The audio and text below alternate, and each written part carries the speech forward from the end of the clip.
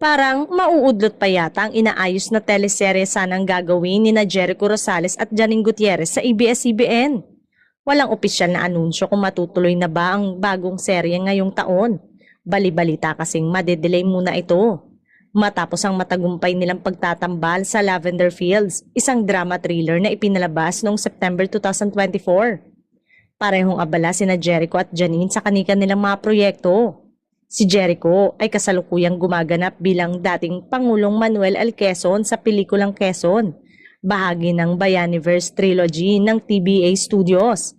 Samantalang si Janine naman ay may reunion project kasama ang direktor na si Ray Red. Sa kabila ng kanilang mga abalang schedule, ipinahayag ni Janine ang kanyang suporta at kasabikan sa mga proyekto ni Jericho, partikular na sa pelikulang Quezon. Sa ngayon, walang opisyal na pahayag mula sa ABS-CBN o sa kanilang mga tagapamahala na nagsasabing matutuloy ngayong taon ang bagong serye na pagtatambalan ni Jericho at Janine. Maalalang, it was already announced last ABS-CBN Christmas special kaya marami ang nalungkot na mga fans dahil dito.